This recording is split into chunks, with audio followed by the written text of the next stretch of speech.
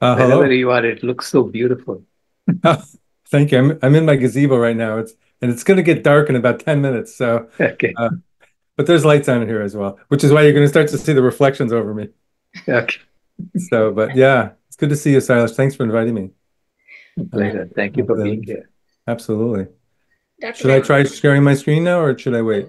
just a moment if you don't mind. I want to Oh, make sure. sure that Dr. Rao knows that we're not sharing live right now, and so he may need to restart the thing to Custom live share. streaming service.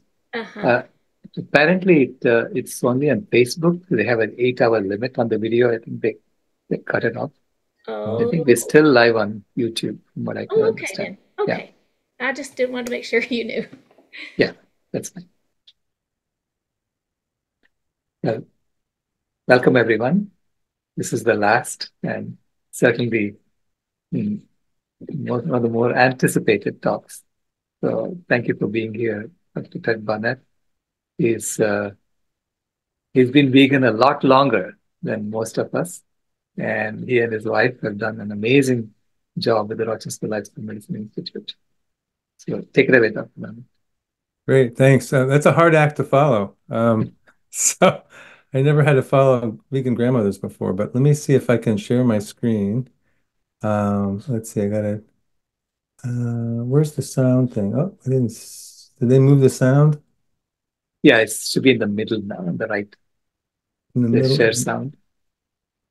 I see share, but I don't see share sound anymore. Oh, there it is. Share Yeah. sound. Okay, it's kind of in the middle. You're right. Okay, good. All right. And oh, I need a password to do this, huh? What? It says I need a password to share. What was that 1, 2, 3, 4, 5? Was that what it was? 1, 2, 3, 4, but I don't think that's what it is. Is it No, that's what asking for that? it's Oh no, asking. you're trying to share on my screen, I think. Trying to share on your Oh, hold on screen. a second. Let me see if I share. Yeah, you're sharing. Oh, is it sharing now? Yeah, Okay, perfect. Okay. Well, I do have some sound, and if it doesn't work, just let me know and I'll skip it.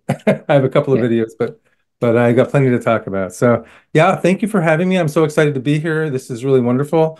I have a lot to talk about, so I'm going to go kind of fast in parts of it and kind of slow for other parts, just so I can get through the whole thing. And This is a little bit about Rochester Lifestyle Medicine Institute. We have our own wellness wheel, which is which we developed, oh, probably back in 2017 or so. Um, and if you see here, I got my thing working. There we go. So if you look at the first six on the right, if you go clockwise, those are the six that are defined by the American College of Lifestyle Medicine, the six pillars. So plant-based diet, activity, avoiding toxins, restful sleep, managing stress, and relationships. And we've added three more: enjoying nature, finding purpose, and finding joy. And then there's an arrow there over the plant-based diet because we feel like that's the foundation, the whole food plant-based diet. We are trying to operationalize plant-based nutrition in a broken healthcare system. Um, our mission is to establish lifestyle medicine, especially the adoption of whole food plant-based nutrition as the foundation for health and the healthcare system. We do that by educating as many medical providers as we can about the benefits of a whole food plant-based living, and by reaching as many individual participants as possible, educating even more medical providers in the process. We receive generous support from various organizations, including the Ardmore Institute in Oklahoma, Accountable Health Partners, which is an ACO in Rochester, New York, PCRM, I'm sure you're all familiar with them, University of Rochester Medical Center, Department of Nephrology, where we've done some research, Nutrition Facts, Michael Greger, T. Colin Campbell Center for Nutrition Studies, Veg Fund, and then very generous donors. And shameless plug, please ask how you can join the cause. Just to clarify, my wife and I are full-time volunteers for RLMI, so any donations are not, we don't receive, but we do, I do make my living as a diagnostic and interventional radiologist. We do have 6 full-time staff members and at least 5 part-time paid employees. This is just a screenshot from our website, rochesterlifestylemedicine.org. A number of the programs that we run. You can see on the upper left, there's our 15-day whole food plant-based jumpstart, which I'll be talking quite a bit about at the end of this talk. Because we feel like it's the most scalable and most effective program that we run for making more vegans in the world. We run the Lift Project. We're really proud of what's up on the upper right-hand side there, the Lifestyle Medicine Grand Rounds, which is unique. We run that every month, and it's for healthcare professionals who can also get a free CME for joining. I know Dr. Michael Clapper's in the audience, and he's been on the panel, and he's been an expert panelist at various times.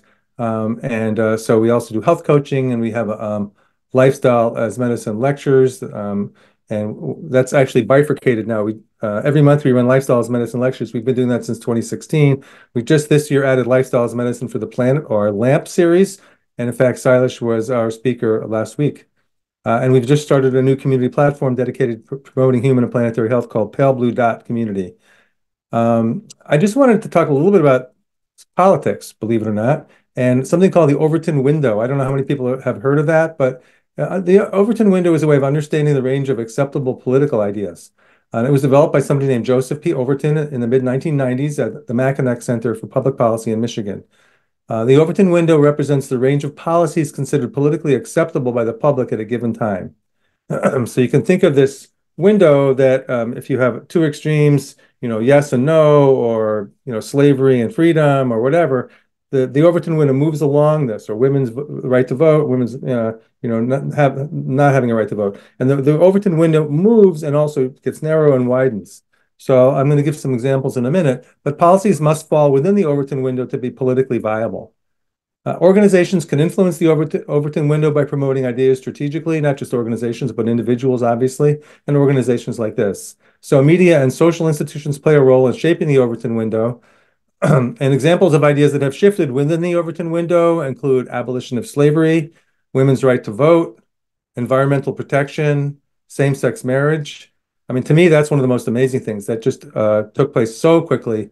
Early in the Obama administration, as I recall, same-sex marriage was not allowed and not encouraged, and now it's the law of the land. And fortunately, because our youngest son, Nate, who's 31, just married his male partner last summer, and it was very exciting. And also, veganism is an area that we are helping to shift that Overton window with our activities. So the Overton window is a useful concept for understanding shifts in public opinion and political acceptability. It highlights the importance of public discourse and the role of various actors in shaping policy debates. And is it our job as vegan activists to help move the Overton window? And I think that's what conferences like this are for. So yes. Now, let me just tell you a little bit of myself and my wife. Not only have we been running the Rochester Vegan Society since 1995, and we have been running Rochester Lifestyle Medicine Institute since 2015, but we, like any good parents, we performed an experiment on our children. In 1991, we decided to become vegan. So we did it for the planet and all its inhabitants. And we actually, at the time, I had set a very low bar. I just said this. It's pretty obvious this is better for the animals. I was really had been and felt I defined myself as an environmentalist. I'd been in the Sierra Club since I was 18. I said, well, it's really pretty obvious that this is better for the health of the planet, global warming, land use, all that. So I set the bar really low. I said, all this diet has to do is be just as healthy as the diet we're already on, which was the diet our parents taught us. And we quickly learned about the health benefits of a whole food plant-based diet and began to realize that not only is it just as healthy, but it's far healthier, which is fortunate because it aligns with the fact that it's also far better for the planet. How great is that? So let me just answer the question, how did the experiment on your children turn out? We did experiment on our children, and I do actually recall, I'm not making this up, at the time thinking, in 30 years, people are going to want to know, like, can we raise our kids this way? Is it safe? So here they are back in 1990. There were just two of them. That's Rebecca and Elizabeth. And then Nathaniel was born in 1991, or 1992, sorry, a year after we became vegan. So he's been vegan since before birth. Here we are all in the Galapagos Islands. Everybody in this picture is a vegan, including the Galapagos tortoise. Here we are crossing the Panama Canal together. My wife, Carol, gets a break when I take the kids traveling. And so you won't see her in these pictures, but you will see her in this picture because this is local. This is when we're at a wedding in our hometown in Western New York. And everybody kept saying, but Nathaniel, isn't he too short? He's never going to grow. You're going to have to feed him meat and dairy. So then there he is a few years later. He grew. Here he is towering over everybody else.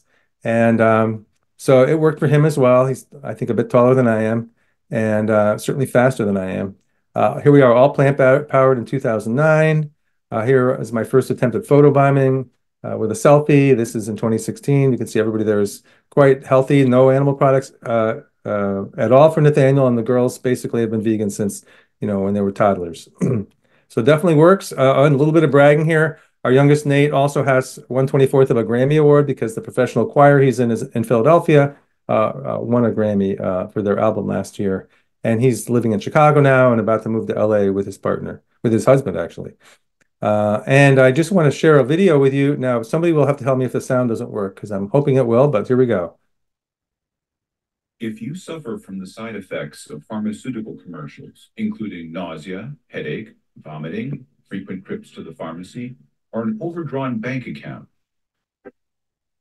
then Wafitben may be right for you.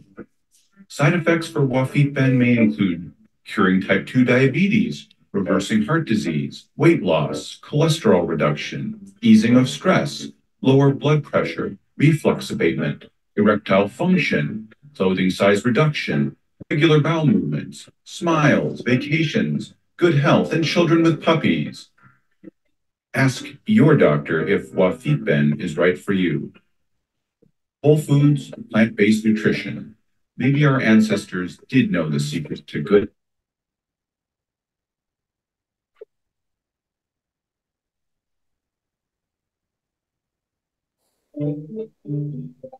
It stopped. The sound stopped. The sounds, you didn't hear the sound at all? No, it just stopped just a couple of seconds ago. Oh, okay. All right, well, that might have been something I did to my microphone. But anyway, you got most of it, right? Yes. Okay, great. Thank you. So I promised I would talk about medical paradigms and how hard they are to change. And so we're going to start with hand washing. And I don't know if anybody recognizes who this guy. This is the first example of how hard it is to change medical paradigms. And this is Ignaz Semmelweis, who's known for his admonition to wash your hands. And this was back in 1847 when he was hired by Vienna General Hospital to take care of women in the 2 obstetrical wards. And the main thing that caused death back then was something called strep pyogenes or puerperal fever. And there were 2 obstetrical wards. The first clinic, they admitted women every other day. So on even days, you go to one clinic, and odd days, you go to another. And the first clinic had a 10% death rate, and the second clinic had a 4% death rate. And doctors and medical students ran one of the clinics, and midwives ran the other clinic. So if you can guess who ran which clinic, I would just like to say that, let me just back up for a second. You're probably saying, well, the midwives ran the second clinic, and that is correct.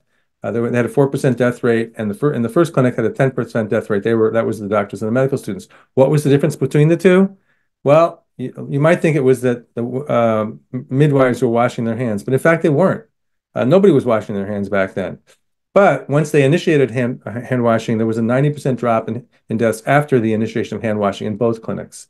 And what was the problem there? Well, the difference was the doctors and medical students were going down to the morgue multiple times a day to examine women who had died, and then they weren't washing their hands, and they'd come back up and they would give the strep pyogenes or puerperal fever to the women in labor. So that was his contribution was getting people to wash their hands. And the message here is you should wash your hands after you do an autopsy, as if you didn't know. But hand washing didn't become standard in hospitals for many years. Why is that? Well, medical paradigms die hard. And a well-known obstetrician at the time is quoted as saying, "Doctors are gentlemen and gentlemen's hands are clean." And on top of that, we didn't have a theory about why it worked. So it worked in practice, but not in theory. And so we couldn't come up with a reason, so we're not going to do it. And Semmelweis was outraged by the indifference of the medical profession and began writing open and increasingly angry letters to prominent European obstetricians, at times denouncing them as irresponsible murderers. His contemporaries, including his wife, believed he was losing his mind, and in 1865, nearly 20 years after his breakthrough, he was committed to an asylum. He died there of septicemia only 14 days later, possibly as a result of being severely beaten by guards. Semmelweis's practice earned widespread acceptance only years after his death, when Louis Pasteur developed the germ theory of disease, offering a theoretical explanation for Semmelweis's findings. He is considered a pioneer of antiseptic procedures. And now it works in practice and in theory. So now we're going to do it. Hand washing and germ theory, again, in 1867, about 20 years after Semmelweis made his recommendation, and 2 years after his death, Joseph Lister, I think Listerine is named after him, he's 40 years old at the time, he publishes an article in The Lancet, a medical journal that fundamentally changed medicine, about doing operations with sterilized surgical instruments. So when did we start to routinely wash our hands? Well, in surgery, it was 1875. Routinely throughout hospitals, it wasn't until the 1980s that we started washing our hands. And restaurant workers weren't being asked to routinely wash their hands until the 1990s. Again, medical paradigms are hard to change. So let's talk about another paradigm. Let's talk about radical mastectomy, which is this horrible procedure. This is from an anatomy book, a surgical book, How to Do the Procedure. And here's some complications that women get after it. So the patient on the left has terrible post-mastectomy lymphedema. You can see the difference in her hands. The woman on the right also has lymphedema in the other arm. And this is because they do, when they take out the lymph nodes in the armpits and the axilla, it causes an interruption of lymphatic drainage, which then leads to basically something called elephantiasis, which is this, just the fluid just can't get out and it just builds up. So terribly disfiguring and debilitating procedure. But people thought it saved lives, so they felt like it was worth it. In 1894, Halsted published the first 50 cases that were performed at Johns Hopkins, and he has quite the resume. He went to Andover, Yale, Columbia, and Johns Hopkins. Radical mastectomy was the standard treatment for breast cancer from 1894 until the 1970s. We were still doing it when I was in medical school and actually as an intern in the late 70s and early 80s. Halsted's procedure, published in 1894, persisted among physicians in the United States for a very long time. It was not until 1951 that another cancer surgeon seriously challenged Halsted's underlying assumptions. Ian MacDonald, a Canadian teaching in Los Angeles, argued that radical mastectomy might not be necessary for all women, especially those with slow-growing tumors. But relatively few surgeons supported MacDonald's theory. One of them was George Barney Creel, Jr., whose father, also a cancer surgeon, was renowned for describing in horrific detail the effects of radical mastectomies on his patients. Both father and son practiced at the Cleveland Clinic, and Barney Creel was Caldwell Esselstyn's father-in-law. Many of you probably have heard of Caldwell Esselstyn, and you'll hear more about them later. It's just interesting to look at medical history and see the connections.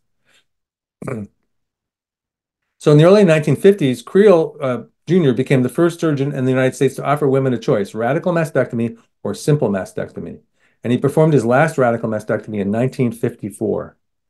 Praised for his actions by a small but vocal group of patients, Creel's less extensive simple mastectomy was vigorously attacked by his colleagues, some of whom considered equivalent to malpractice. By the 1960s, the lines were drawn. Surgeons were either for or against radical mastectomy, citing published case reports based on their own subjective clinical experience. At the same time, breast cancer patients increasingly began to question the efficacy of the Halsted procedure. Another group argued that the only way to objectively determine the effectiveness of radical mastectomy was through a randomized clinical trial, a relatively new concept at the time. In 1971, the first randomized trial in America that compared radical mastectomy with simple mastectomy or simple mastectomy followed by radiation therapy was launched. Published in 1974, its early results, based on findings from 1,700 patients enrolled at 34 institutions, showed that the survival outcomes for patients were the same regardless of which type of treatment was performed. Despite the mounting evidence to the contrary, many surgeons continued to advise their patients that the Halsted procedure was, in their opinion, the safest treatment. But as later results confirmed the efficacy of the simple mastectomy, the medical profession altered its standard treatment for breast cancer patients. In 1983, there were only 5,000 radical mastectomies performed in the country, down from 46,000 in 1974.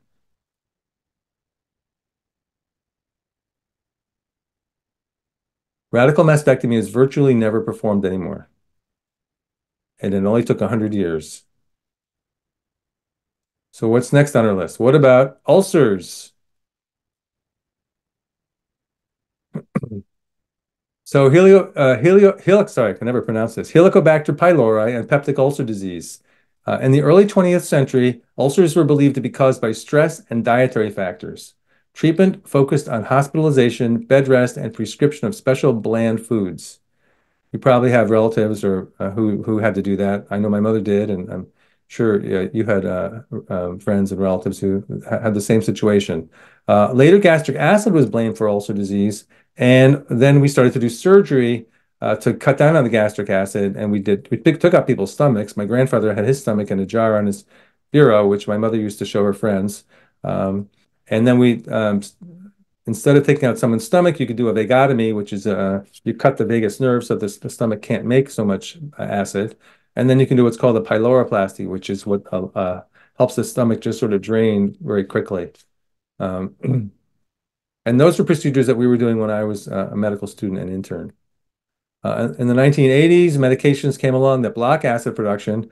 They became the standard of therapy. I'm sure there are people on this call who have taken these medications, may still be taking them.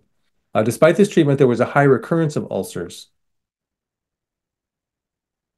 So in 1982, these two Australian physicians, Robin Warren, a pathologist, and Barry Marshall, a gastroenterologist, first identified the link between Helicobacter pylori and ulcers. They concluded that the bacterium, not stress or diet, causes ulcers. But nobody would believe them.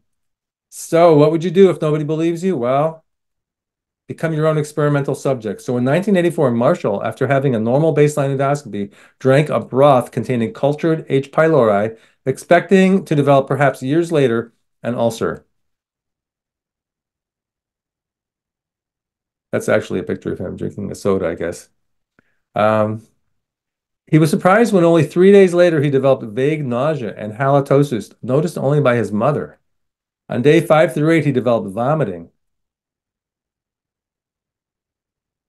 So on day 8, he had a repeat endoscopy, which showed massive inflammation and a biopsy from which Helicobacter pylori was cultured, showing it had colonized his stomach. On the 14th day, a third endoscopy was done, and Marshall began to take antibiotics, and he recovered promptly. There's just pictures of an endoscope inside of a stomach that's been inflated with air, so you can look around, and you can see the one on the right. That's what gastritis looks like. You see all this reddened, swollen mucosal tissue with superficial ulcerations there, those white things. So Marshall's illness and recovery, based on a culture of organisms extracted from a patient, fulfilled Koch's postulates for H. pylori and gastritis.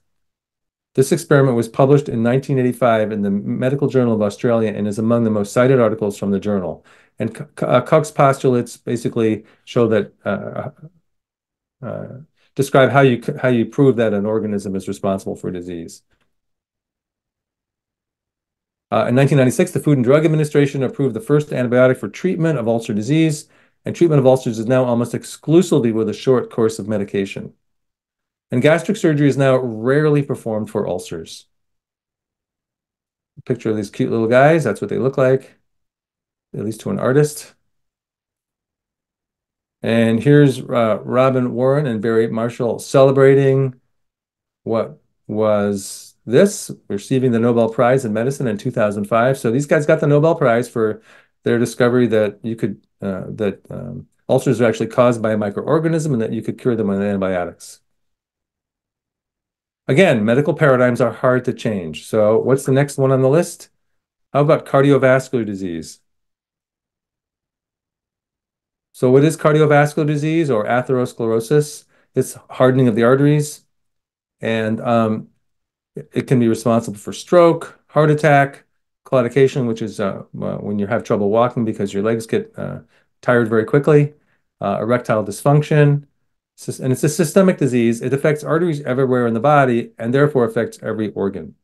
And in different people, it just presents differently because it may be a different rate in different parts of the body. So on the left-hand side, you can see a normal coronary artery lumen. I borrowed these from Dr. Esselstyn himself, these slides. And so the thin black line, see if my mouse shows up for you guys. this thin black line. Here is what's called the endothelial layer, and then there's muscle in the artery, and then that's the outer wall of the artery. And you can see it's a nice big lumen. And on the right-hand side, this is the type of plaque that causes angina, because the blood has to go through this little tiny hole or lumen in the vessel. And at an arteriogram, this would be demonstrated as what we call a string sign. So just a thin amount of blood is getting through there, and it shows up on an angiogram as this little white line or string sign. Now that causes angina. What do you think is going to happen if that completely closes over? I know most of you are thinking, well, that'll probably cause a heart attack, but not necessarily. That may be a non-event when that lumen closes over, because this person has had time to develop collaterals around that narrowing, which has taken a long time to develop, probably decades. So that person's arterial tree has basically made its own internal bypasses around this, so that when that closes over, there may be plenty of blood supply to the part of the heart that was supplied by that artery anyway, and it's not going to cause maybe any symptoms at all. And at the very least, though, it's going to probably cause angina, which is this person's going to have trouble exercising. So going up the stairs, walking to the mailbox, those types of things. And this person would also have an abnormal stress test if they put them on a treadmill. Now, this is the type of plaque that causes sudden death. Now, what we're seeing on the left-hand side there is a plaque that's basically a young and unstable plaque, more like a pimple. And that plaque is probably not big enough to cause angina or cause any symptoms. So this person could get on a treadmill and have a completely normal treadmill test. They'd say, hey, you're fine. But the problem is that's unstable. And so this, you can see there's a little crack that's developed here.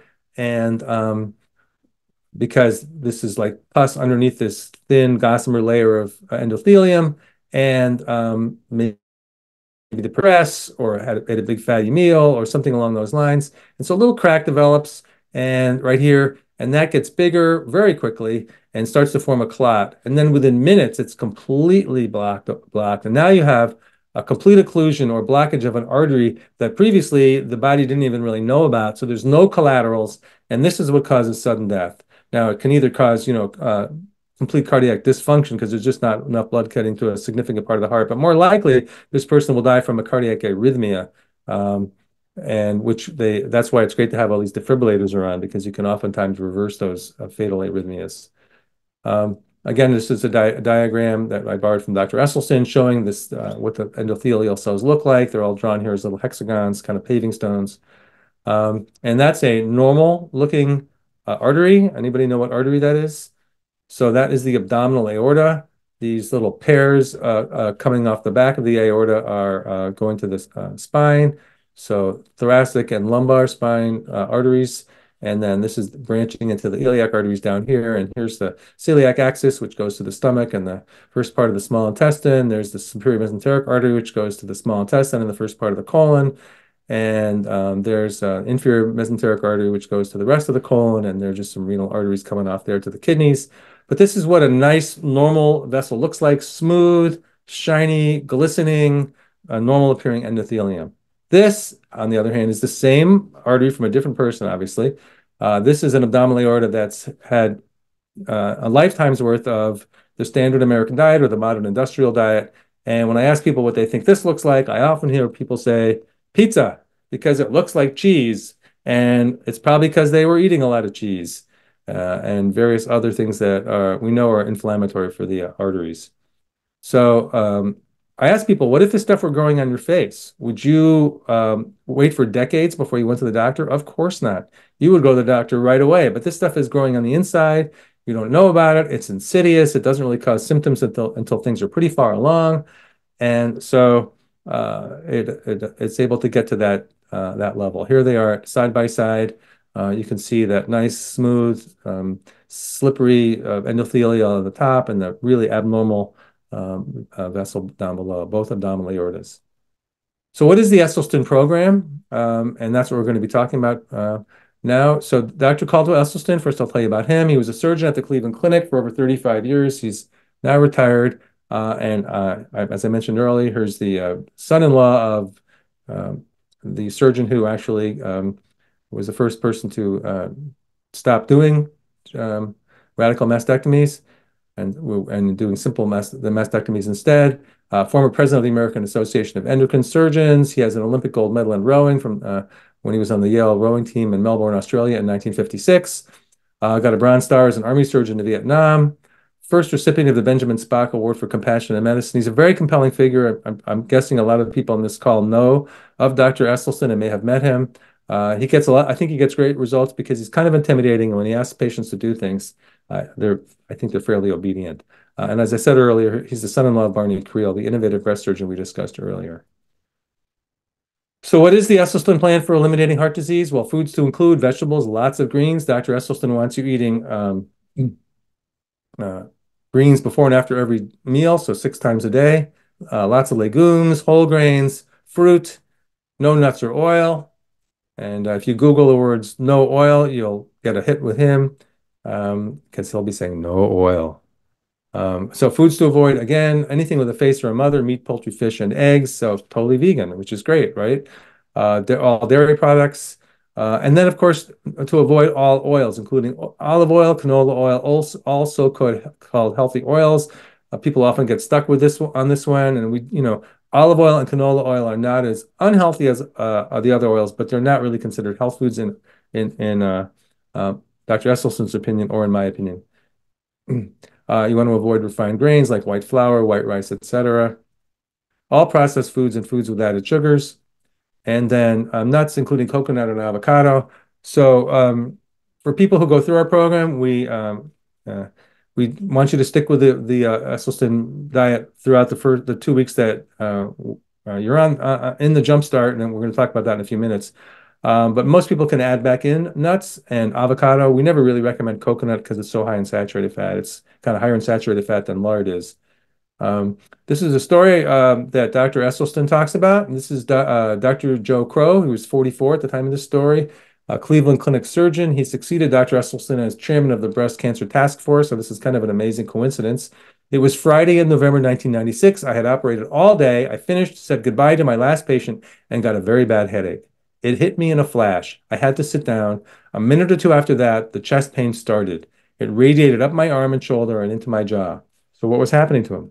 Well, I can hear you out there. You're saying he's having a heart attack, and you're right. He's having a heart attack, but where is he? Well, he's at the Cleveland Clinic. What better place to have something go wrong with your heart? So somehow they got him over to cardiology. I don't know if they had to take him to the ER or just wheeled him directly over, but they did an coronary artery angiogram and showed that his problem was inoperable and that a stent was not feasible. So is that good news or bad news?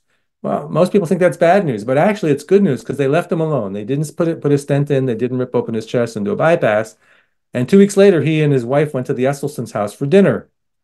And they immediately embarked on the Esselstyn plan. And his total cholesterol dropped from 156 to 89, and his LDL dropped from 98 to 38.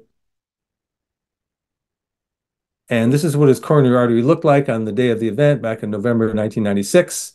You can see that's the distal LAD. That stands for left anterior descending artery, otherwise known as the widowmaker. And you can see this is very irregular. That's what it should look like up here. But as you get distal further from the aorta, where this is branching off of, you see very narrow, long, irregular narrowing. And probably many of you have seen these pictures. But this is 2.5 years later, completely normal. So he's a complete reversal of his plaque. Now, you don't expect this in most people. Most people who are a bit older when they have an event like that, and there's calcification and scar tissue, but I think this must have been just really an inflammatory plaque because it's completely normal at this point. You would think he never had anything there.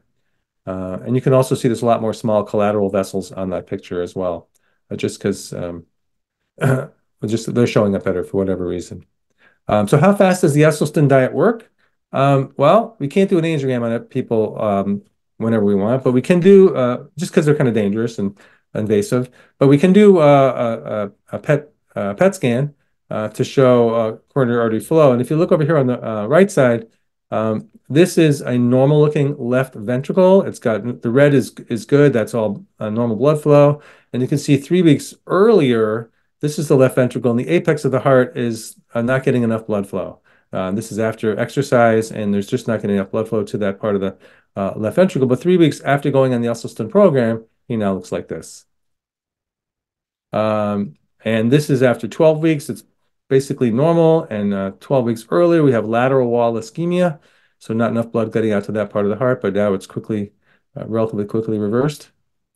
This is after 6 weeks of therapy, and you can see pretty much normal, although there's a little defect down here in the inferior wall. But look how it was 6 weeks earlier. So this is probably a completed infarct. That's probably a scar that's never going to get normal blood flow. But again, dramatic improvement after 6 weeks. And here's another a PET scan, almost normal here. After 3 weeks, 3 weeks earlier, there's the lateral wall and the septum of the heart showing ischemia.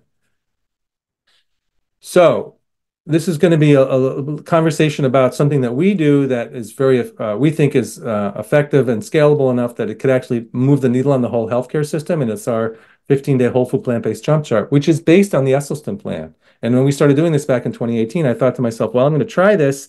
And if I don't do exactly what Esselstyn recommends to his patients, he's going to say, why didn't you do that? So I thought, well, we'll just do it exactly the Esselstyn diet. And it's the one diet that's been shown to prevent, treat, and reverse heart disease, diabetes, obesity, and most of the chronic conditions causing so much misery in the world. So again, it follows the Esselstyn plan, which is a very low-fat, whole food plant-based diet, or VLFWF-PBD. Again, there's no oil, no high-fat plant foods, nuts, avocado, olives, or coconut. We consider it the prescription for chronic disease. It's one of a handful of programs that has been certified by the American College of Lifestyle Medicine. We had to jump through hoops to do that, including publishing some articles in peer-reviewed journals. We've had over 2,400 participants from 44 states and 9 countries since we launched it in 2018. When we first launched it, we were doing it in our office outside of Rochester, New York, actually, bringing 24 patients in at a time into the medical office that we were running at the time. And then the pandemic hit. So we thought, well, what are we going to do? So we pivoted, we went onto Zoom, and now the whole thing is virtual. And that's how we're able to reach so many more people, which is in a lot of ways a silver lining to the pandemic. So here's an example of a patient that we had come through our program. 61-year-old male presents in September 2018 with a hemoglobin A1C of 13.6, not on any medication. So healthcare professionals out there, or if you have diabetes, you know that a hemoglobin A1C of 13.6 means that your blood sugar has been really high for a while. So the beauty of hemoglobin A1C is it tells you what the average blood sugar is over the last 3 months. In his case, his average blood sugar would have been 350. Anything over 6.0 is considered in the diabetes range. Excuse me. So he enrolled in our September Jumpstart. He began the very low-fat, whole food plant-based diet. By December, his hemoglobin A1C was 6.0, still not on any medication. By July 2019, when my wife ran into him at a local grocery, his hemoglobin A1C was 5.4, and he had lost 70 pounds. And not only that, but then we saw him again in 2020, still doing well, and his wife's dress size has dropped from 22 to 14 through the ripple effect, and he's still doing well. Every once in a while, I check with his primary care doctor, and she tells me he's doing great.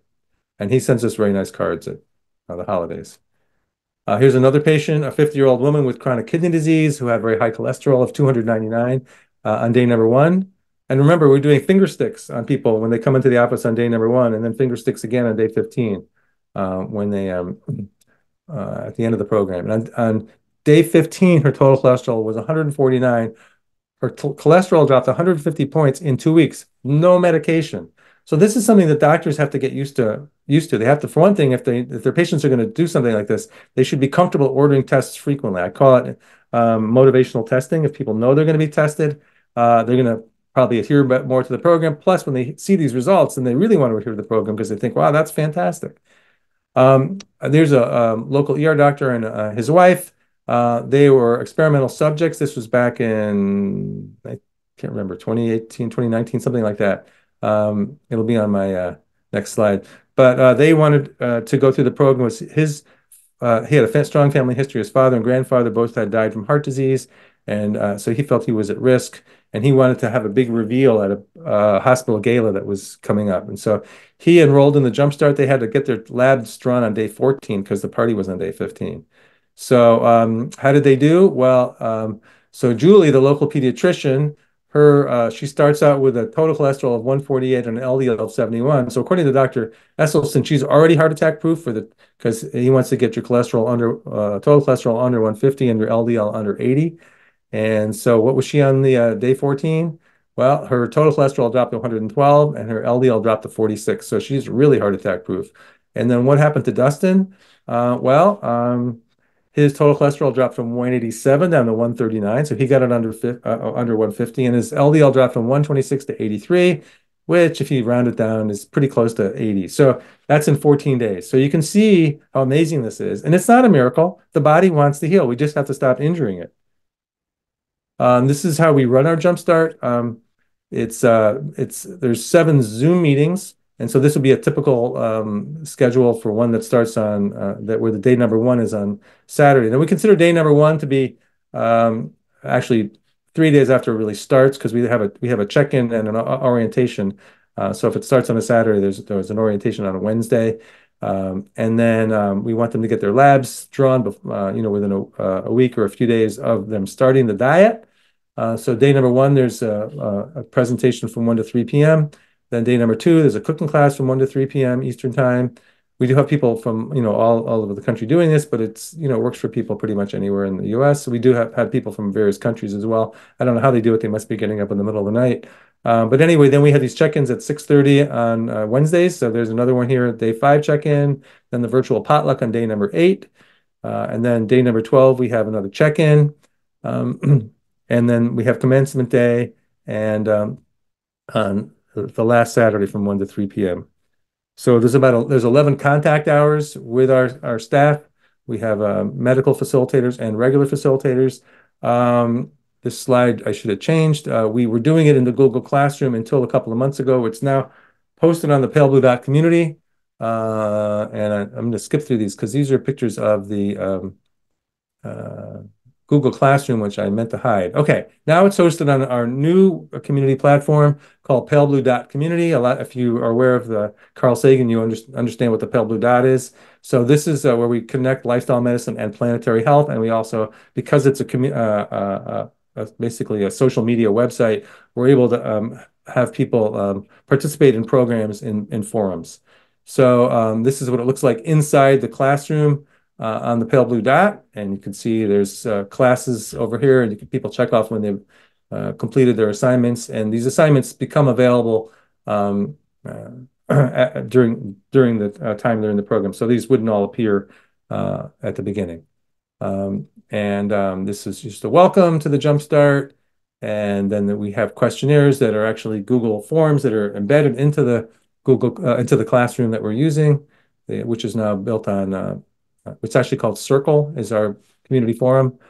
Then we also have an alumni program for our participants, and they also have their own classroom, and you can see lessons on the side there. So people are welcomed into our alumni program after they complete the Jumpstart. So there's a virtual potluck I want to tell you about, which is really fun. Patients send us recipes and photos, and we assemble a virtual cookbook and discuss it as a group. When we did this in person, it was obviously very messy. It took us a long time to clean up our office after people left, and so it was one of the advantages of going on Zoom. And then we put together these PDFs. It's a book that we send out to all the participants, and this is just an example of recipes and images that we use to create the virtual cookbook. These are our published results. I find one of the things most dramatic is the total cholesterol. So if your total cholesterol, on average, people's cholesterol dropped 26 points. If your cholesterol is over 200, you can expect a drop of 44 points in 15 days. If it's over 240, on average, people drop 64. So obviously, some people drop less, some people drop more. So even had people drop up to 200 points in 2 weeks, but those people started out with cholesterols in the 400s. You can see also great improvements in weight, systolic blood pressure, LDL, and fasting glucose. I want to just run a little video of people who've been through the Jumpstart. Here we go. Hi, I'm Dr. Ted Barnett, founding president of Rochester Lifestyle Medicine Institute. It's so great to be here, and I'd like to introduce you to some recent graduates to tell you about the Jumpstart program. Hi, I'm Kathy. I Jumpstarted to improve my health. Hi, I'm Beth. I Jumpstarted to improve my health. Hi, I'm Wendy, and I Jumpstarted to reduce my pain from lupus. Hi, I'm Pamela. I reduced my meds and I'm saving money. Hi there, everyone. Since starting Jumpstart, my energy is so much higher. And I have more energy, too. Hi, I'm Ruth Ann. I Jumpstarted and I'm sleeping much better. I'm waking up more refreshed. I'm happier more often now. And I am feeling so much better in how I look, how I feel, positive attitude. Life just feels great. I wake up well rested and I get out of bed without pain. Hi, I'm Jamie. I lost 19 pounds in just 2 weeks by eating a plant-based diet. I lost 12 pounds in just 2 weeks by eating plant-based diet. I lost 16 pounds in just 2 weeks by eating a plant-based diet. I lost 11 pounds in just 2 weeks from eating a plant-based diet. And I lowered my blood pressure 25 points, and I feel great. I lowered my cholesterol 100 points, and now I am heart attack proof. I lowered my glucose by 86 points, and I'm no longer pre-diabetic. I reduced my meds, and I'm saving money too. Hi, I'm Neil. I've eliminated 4 meds, which I've been taking for 30 years. My cardiologist knew that a plant-based diet works. I stuck to the Jumpstart diet, and it worked. I wake up well rested and get out of bed without pain. I thought that changing my diet would be difficult, but it wasn't, and I've been doing it. I jump-started my health, and so can you. Hi, I'm Bob Franke. I manage the Jumpstart team, and I'm here to help you succeed. Hi, I'm Kim, and I'm on the Jumpstart team, and we'll support you all along the Jumpstart journey. Hi, I'm Bobby. I'm on the Jumpstart team too, and will help you overcome any obstacles on your road to better health. Jumpstart has changed my life, and I'm pain-free. Jumpstart has changed my life. Jumpstart has saved my life. Want to improve your health and well-being? Want to sleep better? Do you want to have less pain? And feeling happier more often? So sign up today and start your journey on the path toward better health. I look forward to seeing you there. We can do this together. So our program is highly scalable. That's why we've moved it onto these digital program platforms.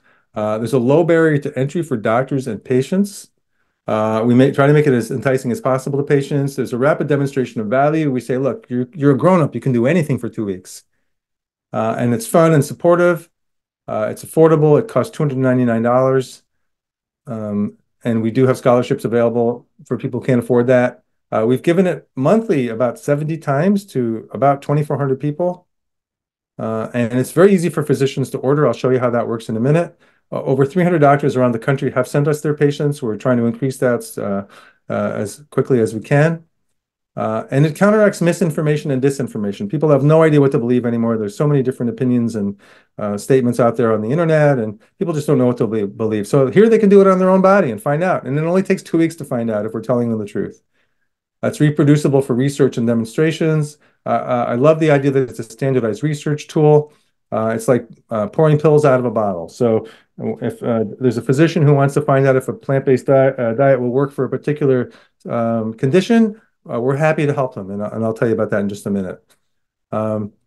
So these are, we've completed a randomized controlled trial, or RCT, with the nephrology department at the University of Rochester Medical Center on 40 patients with stage 3 and 4 chronic kidney disease, and it's in publication now.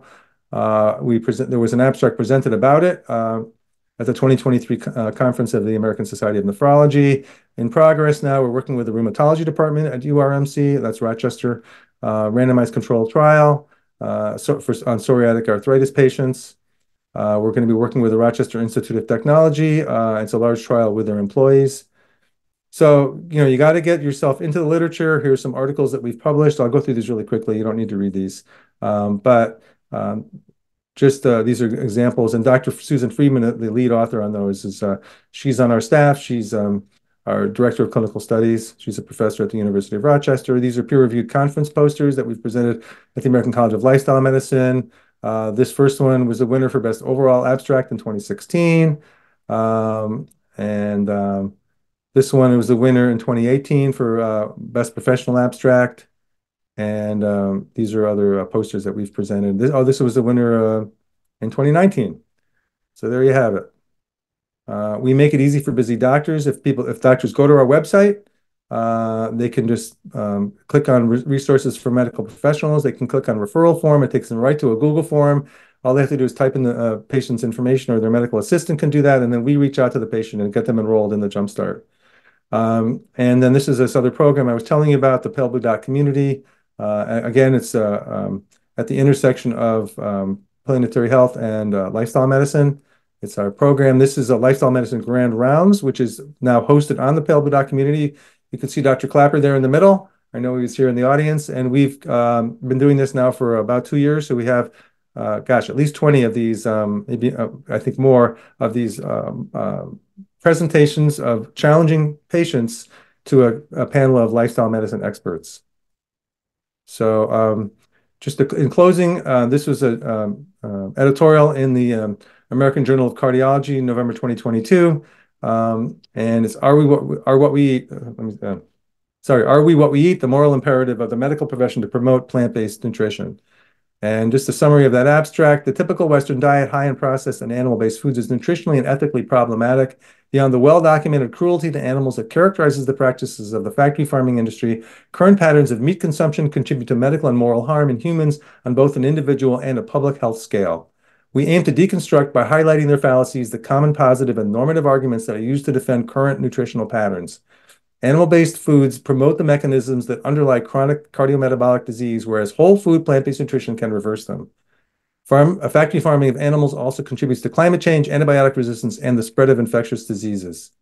A societal shift toward more whole food, plant-based patterns of eating stands to provide significant health benefits and ethical advantages, and the medical profession has a duty to advocate accordingly. And that's from a conservative standard medical journal, the American Journal of Cardiology, November 2022. So you can help too. You can help to change the paradigm. That's wrong too. You can help to change the paradigm and move the Overton window. So thank you for your attention, and I'm going to stop sharing. And it looks like I made it. You did great. Thank you. I'm sorry that was a little fast, but we did it. So yeah, you did great. Thanks. Some questions in the chat. Sure. Yeah. How long was bloodletting a practice? I'm sorry? Bloodletting? Oh, how long was bloodletting a practice? We're still doing that. Didn't you know? when did we quit? I didn't know we quit. Okay. Actually, it's still used for people with hemochromatosis, which is too much iron in their liver, which is actually dangerous. So there's still an indication for bloodletting. Okay. You didn't mention cancer. So what about follicular lymphoma, which is considered a chronic disease? Interesting question. So it sounds like a setup, because I think, didn't Dr. Goldhammer do something with follicular? I think so. Yeah. I don't. There's no question that both as an etiology for cancer, it's the cause of underlying cause of cancer. We want to get away from eating processed food and animal products, and there's evidence that in several different cancers that you can actually improve the outcomes if you switch to a whole food plant-based diet during that period. So all the cancer that we're seeing nowadays, and it's becoming more common, and we're seeing it more in younger people. There's so many reasons that that could be occurring, and diet is a big one. Mm-hmm. So the other question is, what is the difference between the Jumpstart program and the Eating for Happiness and Health online course? Oh, okay, great. So that's so the Eating for Happiness and Health it's a self-paced course that we have on our website, and people have we've been running that since 2012. And my wife and I used to give that in person in Rochester. We gave it 20 times to almost 900 people, and it was for medical professionals. They would get 12 CMEs for taking the program. I think it's now worth 20 credits the way we've got it set up. Oh, well, no, it's worth 14 credits the way it's set up. No, I'm sorry. There's another one that's a medical one, but the Eating for Happiness Health is for the general public, which is basic. And yeah, it's just a self-paced course. It's a lot of fun. We did that as a labor of love. We converted that into a program that also can doctors can get 14 CMA, and if doctors also take the Jumpstart, they can get 10 CMAs just for doing the Jumpstart with us. It's a unique program. There's no other way that doctors can actually get experience running group medical visits for lifestyle patients. It's just that's the only way they can do it, and we have that. It's unique that we run that, and they can get 10 CMEs for doing that. We have another program called the LIFT program that doctors can get 10 CMEs for as well. So Wendy asks, can you share the last citation from the American Journal of Cardiology? Oh, sure. Let's see if I can go backwards.